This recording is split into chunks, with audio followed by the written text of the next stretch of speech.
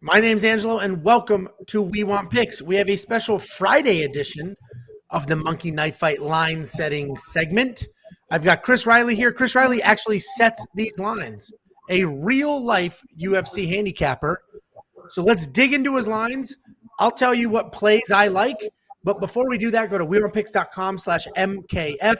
Sign up, get your instant deposit match, play these lines, and let's all win some money. How you doing, Chris?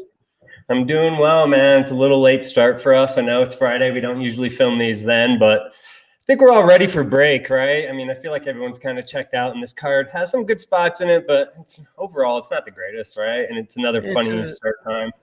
Yeah, exactly. I mean, the amount of research I do, I can make any fight or any card interesting, but we're talking a midday mediocre card, and almost none of these fights have actual impact on any of the divisions, right? Nobody winning makes a giant statement and gets rushed into a title fight. But there are a couple fun spots. We'll take a look at the main event. We've got Vieira versus Miesha Tate. Miesha Tate was out for 5 full years. She came back a few months ago, absolutely put a beating on her opponent, but her opponent was a 40-year-old gym teacher in her retirement fight. Yeah. Miesha Tate at 96. Vieira, big, strong, kind of slow, but super strong, very big, heavy hands, good wrestling.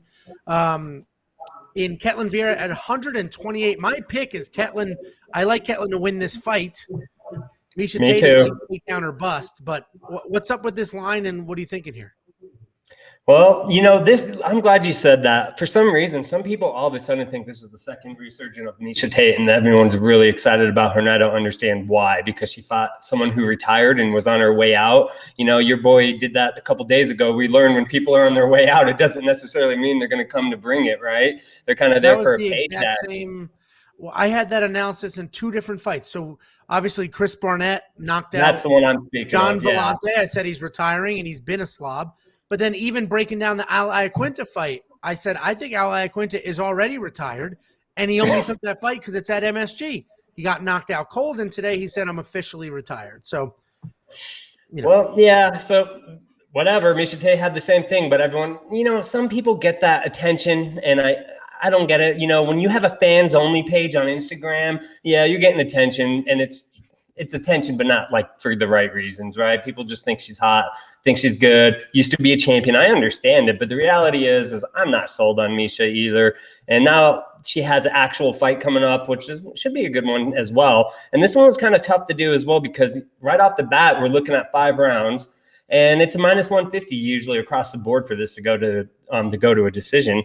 And it was hard for me to kind of gauge on Vieira here, because she's never fought 5 rounds before. She has multiple fights where she went 3 rounds, so I kind of have a strike range with her.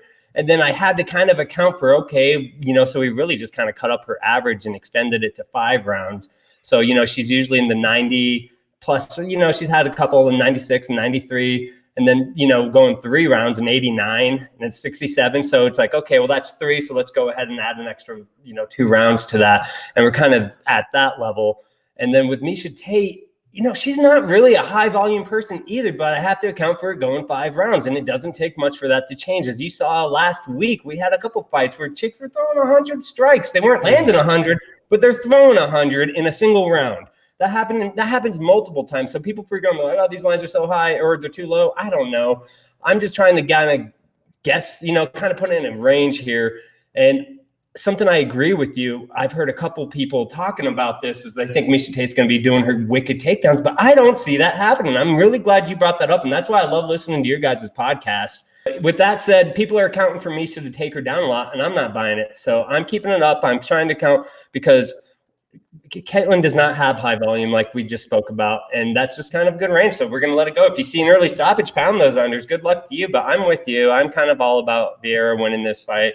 And because I don't think Miesha's really proven anything in the last 5 years by beating up an old retired gym teacher.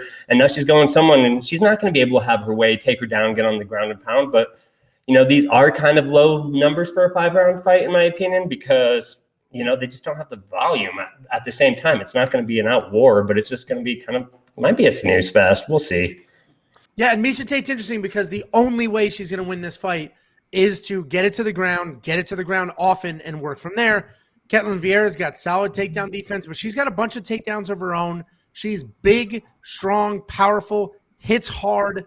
And Miesha Tate, sort of a one-trick pony where Ketlin's a little slower, but she can win this fight multiple ways. She can win it on her feet. She can win it on the ground. She can defend those takedowns, frustrate Miesha. I'm on Ketlin. I think Ketlin's going to win. Miesha is a former champion. She will bring sort of that toughness. She's been through everything with her. But I do think, as the sport's evolved, I don't know if Miesha has evolved as fast as everybody else. So as far as the line is concerned, it's a tough line. I could absolutely see both sides. I could see it going 5 full rounds back and forth. But I do think, the reality is if Miesha wins, she's going to get it to the ground and get there often. Her line will be, she'll get over 96. Ketlin will be under because Ketlin will be on her back the whole time. If Ketlin wins, she's either defending takedowns, keeping on her feet, staying busy, maybe getting some takedowns of her own. I don't know if she'll get past the 128. You mentioned you basically took her 3-round average, added 2 more rounds to it. I do think Ketlin slows down, though. I think 5 rounds a long time, and I think she'll slow down. So you take the 3, you turn it into 5, it's probably a little lesser, right? So I would say the less is probably the safest play here because I don't think Miesha is going to implement her game plan, at least not the whole fight. I do think Ketlin wins. I think she also slows down later in the fight. So I like the less, and that's probably the play here. No, that's fair, man. Like I said, the other thing too is if it does go to the ground, I know most people think like there won't be as many strikes, but sometimes there's more strikes when it goes to the ground because they're not significant. So the pitter patters count. And you kind of, and we've seen that before too. It's like the stand-up may not get you there, but once they hit the ground and start doing this crap for a minute and a half, and it's like that's strike. And so it's tough, but yeah, I understand your logic as well. And right now we have even money on it, so everyone's torn, and I'm a happy camper as a handicapper. Well, and that's why with Miesha, if Miesha wins that fight, she'll blow past hers for the exact reason you said. She'll be on top, and those are one-sided strikes because Ketlin's not going to be striking from bottom. So there'll just be a ton of strikes on top. Co-main event, we have Sean Brady versus Michael Chiesa. This is an interesting one because we basically have grappler versus grappler. Michael Chiesa is very one-dimensional. He's not going to get many punches off on his feet, but he's going to be looking for a ton of takedowns, and that's where he wants to be, is on the ground. Sean Brady, he actually can strike, and he strikes well. I wouldn't say he's the most technical striker, but he's got power. He comes forward. He's not afraid to engage, and he's a good grappler. So this is an interesting strike line. I do think Sean Brady wins, but I also think Michael Chiesa is really long and tough.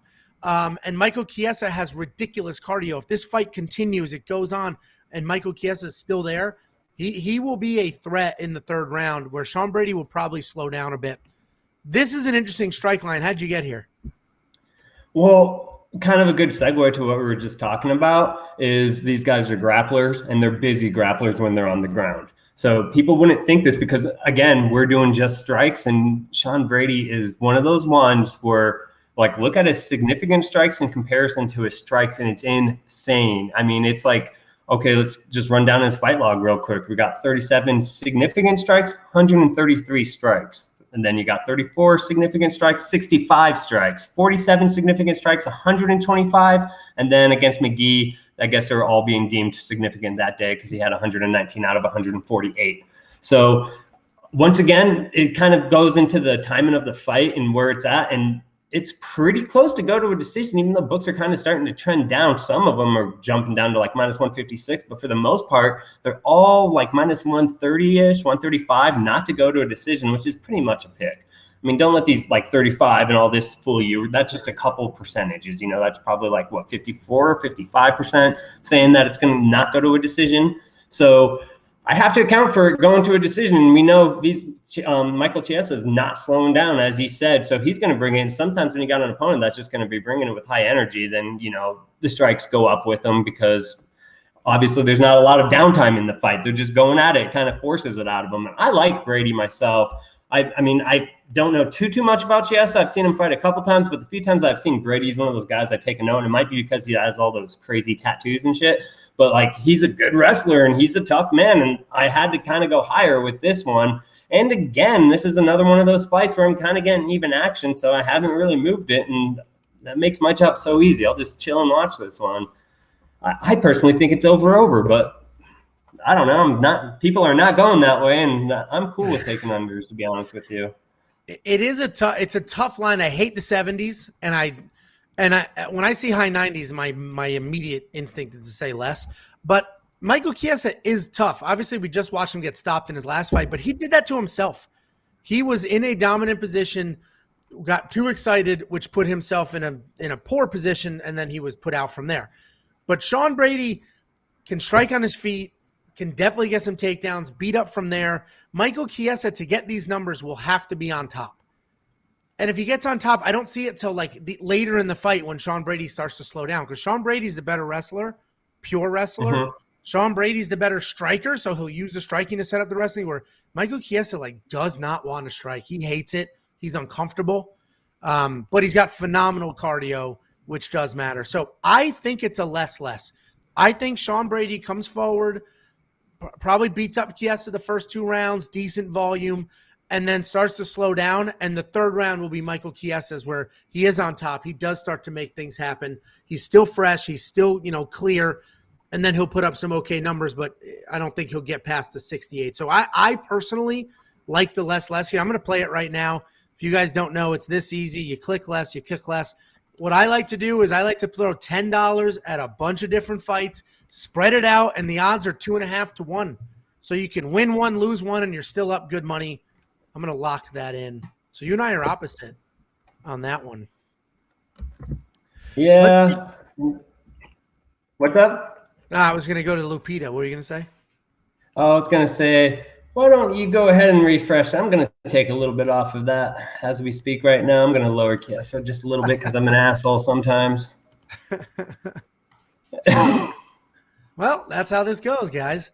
All right, so we have Loma Lookboonmee versus Lupita Godinez. Lupita Godinez, you've seen that name a ton the last 5 weeks because she's fought 3 times.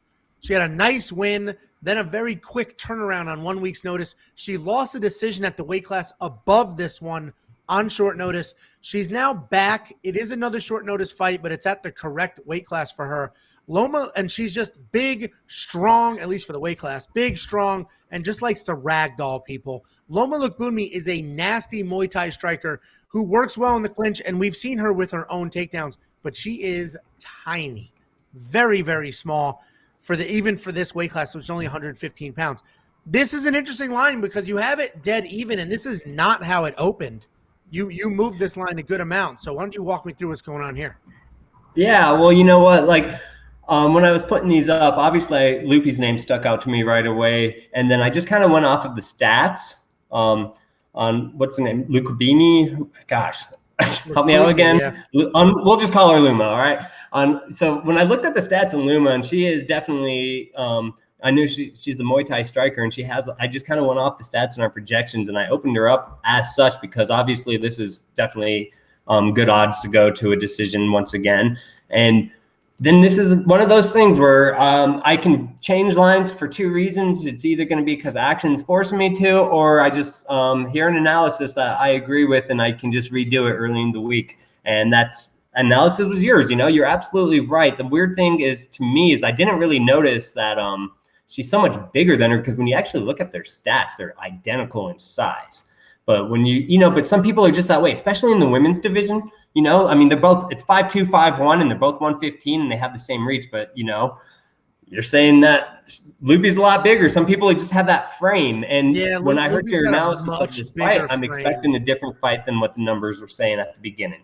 Because we've talked about multiple times on this show is that stats don't tell the story. And I put the numbers up to the stats. You always say styles make fights. And then when I listen and get more of an analysis on the style and how you guys are seeing these fights, then I might adjust myself. I have no shame, Angelo. If I screw something up, it's like, all right, I screwed something up. I get caught with my pants down quite a bit. And then I just go off of numbers. And when I saw that line, I listened to your analysis. I was like, yeah, 89 kind of sucks if she's going to be being held down. And I do remember her fight with Sam Hughes. And you're right. She is a little smart, dirty girl. And I actually like Lupita in this one as well. And I kind of agree with all the things that you're saying, that she was going to hold her down. But with the fact that it is expected to go to the distance, and Luma has those strikes, I just had to I just put them at the same. And in my honest opinion, if things go the way it should, because Lupita is not a high volume person, and if things go to the round, I think it's going to be a tricky one. You guys can decide. I think this might be a good case of an over and an under. But I'm going to give everyone the option, and then we'll just kind of adjust accordingly. Like I said, we're not getting too much action on it right now anyway, so I'll just see how it goes and how it comes in. But that's really where I'm at with this fight, which is an interesting one. I'm excited for this one for my own personal reason because we're on Team Lupita this week. Well, and so personally, I think Lupita ragdolls Loma. I could be way off, but I do think Lupita bigger, stronger, the more dominant grappler. But Loma is a very talented Muay Thai striker. She absolutely is. But I feel like Lupita is just going to have her way with her. With that being said, the strike line is interesting because it actually could be a more because Loma could just touch as much as possible before she gets taken down. And Lupita could be busy on top. Lupita can also strike. She's not a super high volume person. That is because she's looking for takedowns most of the time. So it is interesting. I could see absolutely both sides of this. I could see more or less. I don't think there's a stoppage, so I do think it goes to a decision. And, we have two women, no stoppage. More is probably the play here because it's like a medium line, right? And Loma can get good volume. She can. Her last fight, she was grappling a ton, but she was initiating those exchanges, where in this fight, I could see her letting her hands go. I could see in the beginning maybe she's worried about a bully-style takedown, realizing it's just going to happen no matter what, and then just let her hands go when she can and help her numbers out there. And Lupita, will strike on her way in, then could strike on top. So I think more is probably the play here, but it's the strike line is interesting because could go a couple different ways. Yeah, and like I said, I just have yet to see a fight. Well, I mean, Lupi's highest volume so far in her 3-fight stint in the UFC has been 68. I know she's had some, and that was against Pinheiro, which was that's where she just got backpacked the whole time. Was that the fight, correct? Pinheiro was just like... Yeah, she beat Jessica Pinheiro, except the judges did not give it to her, but she beat Jessica Pinheiro for sure. So that was a bad decision, but and yeah, Luma are complete opposite fighters. So yeah, maybe she does have a higher ceiling than I'm giving her credit for. And if so, enjoy that fucking money, man. Oops. Yeah, I mean, if she's never done, it's concerning that she's never been higher, than 68. But styles make fights, and I think she'll end up on top quite a bit, and she'll be busy from there if she does.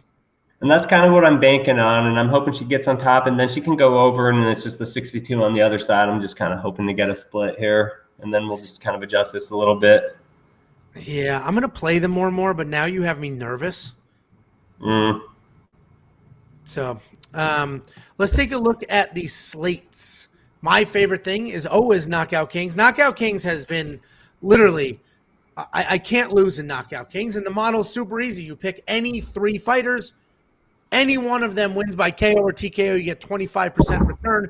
2 of them win, you 2.5 times your money. 3 of them win, you 6 times your money. I only mess with the 1. I only need 1. And this is an interesting card because there's actually not a... Last week, I felt like it was a guarantee, and it was a guarantee. But this week's a little trickier. There's a lot of grapplers on this card, a lot of fights that are supposed to go to the decision. I don't think we have any 1.5 round lines on this card. So this is an interesting one, but I do think Yanez. Yeah, that's going to be the go-to, obviously. Yep, I think he's good for a KO, TKO. Let's see what else we got going on here, man. Yeah, this is not Rafa Garcia potentially. I'm looking through. I'm trying to see. Exactly. I know Giannis is going to be popular. Yeah, he's minus 110 to win by knockout. Giannis is. Yanez should. Terrence McKinney, nasty wrestler with big power in his hands. We just saw him make his UFC debut with a 7-second knockout. And did you hear about his tweets? No, what did he say? He is not happy that he's an underdog. He tweeted that out. Yeah. Well, good. I like it, man. That's fire. He's ready to go. Exactly. And honestly, I was shocked he was an underdog too, which is why I have a money line bet on him, because I'm like, this is pretty straightforward. He's a dominant wrestler with real power in his hands, and he's fighting like a boring decision striker. Okay, I'll take that. And then I could either go Rafa Garcia here. Trying to think who else. I mean, we've seen Davy Grant have knockout power, but I don't see that happening here. I'm probably going to go Rafa Garcia, honestly. Sean Soriano. K-Ling could as well. I'm going to go Rafa Garcia. Even though he's a grappler, we saw him have some legit power in his last fight. But I only need one, so I'll lock this in. I'm just going to do one, and I'll throw $100 on it. You notice I had 300 in my account. You guys did that football. You set the Thursday night football line. You just do 1.5 yards on one side of it. So basically a 50-50 chance. So hit it. And I'm going to go ahead. You got to keep your eyes peeled for the promos, you know? It's like we definitely have some killer promos, and 1.5 yard passing promo gives you a free side, free square.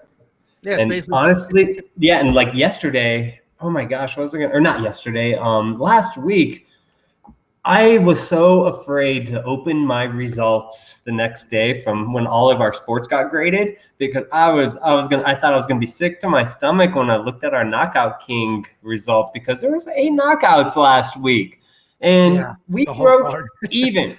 Literally, we took thousands of dollars, and I think we lost. It was insane. We lost $18 on thousands of dollars, which is telling me not everyone's listening to you, Angelo. People are getting greedy. I don't know how that happened, but 8 knockouts. I was freaking out, and I was so happy to see that. So people, listen to this man right here. Well, I just got every greedy. week. I just got greedy. Answer key. Well, I did just get greedy right now. I threw in $100 at it, which, that is greedy. This will be the week that I don't hit because I upped it. But we'll see what happens. This is a good week anyways. We're not even getting that much action, probably because it's a shit week. Yeah, it's a tricky card. And the early start time definitely sucks some of the wind out of it, because normally on a Saturday night when people are sitting down to start to place these bets, these plays, the fights are already over. So that definitely can't help. But we'll take a look at one more slate. My favorite thing are the 3-for-3s. I feel like you get solid. You definitely get solid odds. You 5 times your money. Yeah, and we're allowed to do this because it kind of splits up the fights, as opposed to a 2 of 2 being correlated, where if there's a 8-second knockout, your under is a guaranteed hit. But and that's why we had to go down to 2.5 to 1, because it's so correlated that the odds don't make sense. But here you got 3 fights, 3 different. Well, I guess not this particular one. Shit, I didn't even realize we got Caitlin and Tate and Vieira. You still have to do the right thing. But for the most part, it really just kind of takes the top numbers and blends them together. But that just kind of speaks volumes on this card, that we don't have any other 100 strikers or whatever. It's just a whatever card. Yeah, well, and this is an interesting one. So I think it's less here for sure, and I think Sean Brady is less as well. So I'm going to triple less, $10 to win 50. I'm going to lock that in. Any parting words with us, Chris? No, man, it's been a long week. I'm exhausted. You seem tired. I appreciate everything you guys do. And the other thing, too, is I love that you guys come out on a Tuesday. Even if it's just you a pre-recorded thing, I don't think people appreciate that enough, that you have the early analysis of all the fights, because no one else is doing that. Everyone else comes on like yesterday or today. And it's good to get opening stuff so you can kind of build throughout the week. And that's why I love the We Want Picks channel, to kind of just, it's a weekly process. And I feel like your results are showing because you're doing a weekly process. It's not just let's cram this homework in like right now and get some money tomorrow. And it's something you follow throughout the week, and it's beneficial to everyone. And how I'm glad to see. I loved your promo too, getting some of your friends getting involved with. They're welcome to Reilly and Picks. I just got a new video from Robbie Lawler, sent us one, so I have one from Robbie Lawler to add, and then one from John Hackelman as well. So we're just going to keep doing that, asking fighters that we're friends with or acquainted with it at some way or another, and say, hey, can you do me a favor? So that should grow over time, which will be cool. And then we'll edit it and make it an actual intro. Yeah, and how many other channels can do that? Not many. Well, not without paying for it. So luckily we have the connections we need to get it done. So that's very true. And I appreciate the early sentiment. We're on Tuesdays because that's the earliest we can do it. I actually would prefer to do it even earlier. I wanted Mondays, but the problem is we don't have DraftKings. Without DraftKings, we can't do that piece. Without Monkey Knife Fight, we can't do that piece. So we need to wait till Tuesdays for the most part. But I appreciate it, and I know people. Yeah, I'm off on Mondays, so I'm usually not getting lines up unless you really ask me to get them up on Mondays. That's never on my to-do list. So. Well, I have a trip coming up soon, so I might need a Monday line soon, but we'll see what happens. Either way, hey, I appreciate it. I'll be ready to do it next week. I'm ready for a week off. For damn sure. I think we all are. So, well, anyway, thanks for joining. I appreciate it. And I know people love a little bit of a peek behind the curtain. So thanks for everything. No, I appreciate it. And I'll talk to you guys in 2 weeks, I suppose. Yeah. See you and then we got a hell of a December coming up. Let's go. December 11. Let's go. All right. Peace out.